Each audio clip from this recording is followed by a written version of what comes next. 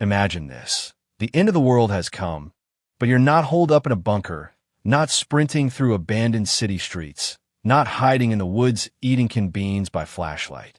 No, you're floating somewhere in the middle of the ocean, cocktail in hand, on what used to be a luxury cruise ship.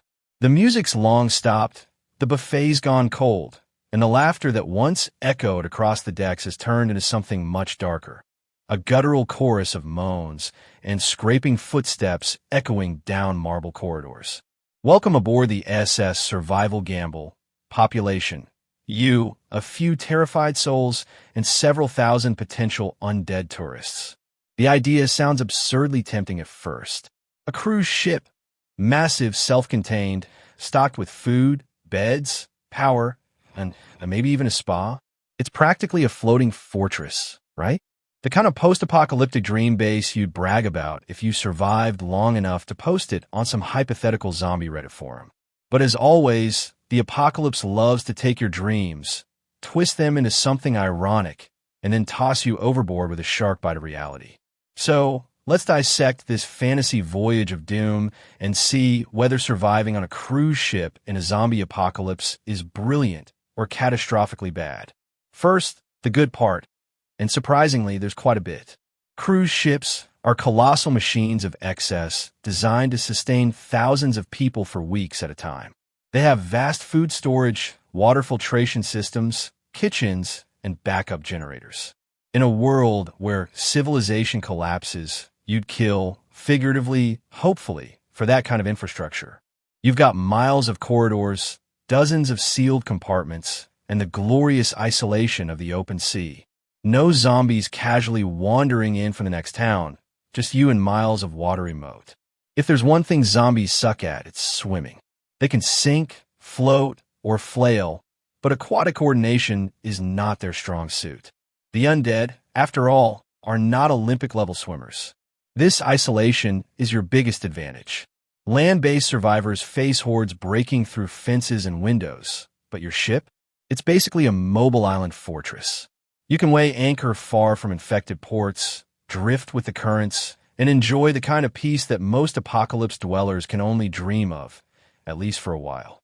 The ocean becomes your moat, your wall, your safety buffer.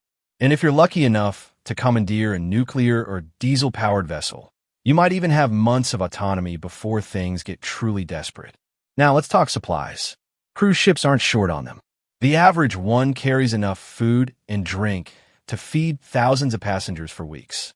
Picture walk-in freezers full of steaks, pasta, and ice cream. Bottled water stacked like fortifications. Wine cellars deep enough to drown your regrets in Chardonnay. And let's not forget the fishing potential. You're surrounded by seafood. If the kitchens run dry, a bit of ingenuity and some rope could turn the deck into a decent fishing platform. You could literally feast on sushi while the world rots away inland. But before you start thinking this is the ultimate paradise, let's start peeling back the layers of maritime madness.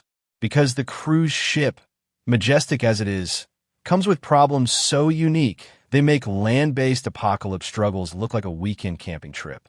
First problem, containment. When the outbreak first hits, cruise ships would be floating petri dishes of infection. Closed quarters, thousands of people, recycled air, and communal dining. It's the perfect storm. One cough at dinner, and by dessert, half the ship's infected.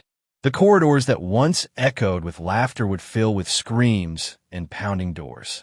The elevators become death traps. The grand ballroom becomes a feeding ground. And let's not even start on the pools. Imagine hundreds of bloated, undead tourists drifting lazily in chlorinated water, arms twitching like grotesque, synchronized swimmers. If you somehow board a cruise ship after the outbreak, you'll face another nightmare: cleanup. Every hallway, every cabin, every restaurant could hide a zombie. You'd have to sweep deck by deck, clearing hundreds of rooms. One mistake, one locked door, one unnoticed groan behind a curtain, and your fish food. It's a massive, claustrophobic labyrinth of metal and shadows.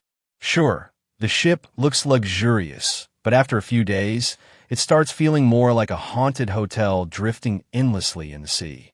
Then there's the issue of maintenance. Cruise ships aren't simple. They're floating cities full of engines, pipes, generators, and complex systems that need constant care.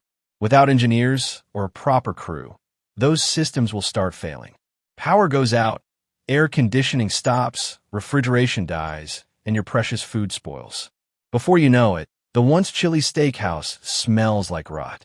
You'll need to know how to manage generators, ration fuel, maintain desalination systems, and navigate without GPS, assuming satellites still work. And oh, the navigation. You're floating on a steel behemoth weighing over 100,000 tons. That's not something you steer casually like a fishing boat.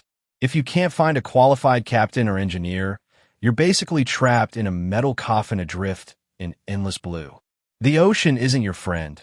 It's vast, merciless, and full of hidden dangers. Storms, road waves, mechanical failures, and no port to run to for repairs. Let's not forget what happens if zombies are still aboard. You could clear the decks, barricade corridors, and declare victory until night falls and you hear footsteps from the cabin next door. One undead stowaway can ruin your entire operation. The sound of groaning echoing through ventilation shafts is not the lullaby you want at sea. And on a ship, there's nowhere to retreat. No forest, no rooftop, no next town. It's just you, metal walls, and deep water. Even if you manage to secure the ship and keep it running, long-term survival brings new nightmares, isolation, and monotony. There's no sunrise over the city, no forest to forage in, no new terrain to explore. Just water. Endless water. The silence between the waves might feel peaceful at first, but as days turn into weeks, it starts gnawing at you. The mind needs stimulation, and there's only so long you can stare at the horizon before it starts to stare back. You'll start talking to seagulls, arguing with reflections, and naming the ship's furniture like old friends. And what if you do spot land? That's where the temptation becomes deadly. Land means supplies, tools, maybe even survivors. But land also means zombies, millions of them. Every docking is a risk. One infected rat or bird sneaks aboard, and suddenly, your fortress becomes a buffet again. The ocean doesn't stop infection forever. It just delays it. Now, humor aside, the psychological strain of surviving on a cruise ship can't be understated. Human beings are not meant for long-term confinement, especially in an environment haunted by death and isolation. You'd hear the wind howl through empty decks, pass rusted deck chairs frozen in mid-party, see dried blood on the ballroom floor. Every mirror, every corridor, every reflection in the water reminds you of the people who once filled this floating paradise. The ship becomes a ghost, a literal ghost ship drifting through the apocalypse. Yet, there's still something strangely poetic about it. Picture yourself standing at the bow, ocean stretching endlessly ahead, sky painted in hues of fire and ash, the last light of civilization fading behind you. You survived. The world burned, but you're still afloat. A lone soul steering through the silence of a dead world. The engines hum faintly, the stars shimmer above, and for a moment, the apocalypse feels almost peaceful. Then something bangs in the dark below deck. Maybe it's the engine, maybe it's the wind, or maybe it's a former passenger still wearing a Hawaiian shirt, stumbling toward the sound of your breath. Either way, your moment of peace ends with a flick of a flashlight and a reminder that even at sea, death finds a way aboard. So, is a cruise ship a good place to survive in a zombie apocalypse? The answer is both yes and no, a paradox afloat on dark waters. In the short term, it's a dream. Isolation, supplies, protection, and a horizon free from moaning hordes. But in the long term, it's a ticking time bomb. Maintenance failures, psychological decay, and the ever-present possibility that somewhere deep in the belly of the ship, something's still moving. A cruise ship is like the world itself before the fall. Beautiful, extravagant, fragile, and one bad infection away from chaos. It offers you the illusion of safety, the luxury of distance, and the loneliness of the void. You might live longer than most, but survival is more than just breathing. It's purpose. It's connection. It's hope. In a ship adrift on an endless sea, no matter how grand, can only hold those things for so long. So, if you ever find yourself boarding a cruise ship during the apocalypse, remember this. It's not about where you hide, but how long you can live with the silence that follows. Float too long, and the ocean becomes your graveyard. Dock too soon, and the undead become your welcoming party. Either way, you're just one mistake away from becoming the next legend whispered across the waves. The story of the survivor who thought paradise could float. Because in a zombie apocalypse, even the grandest ship eventually runs out of sea.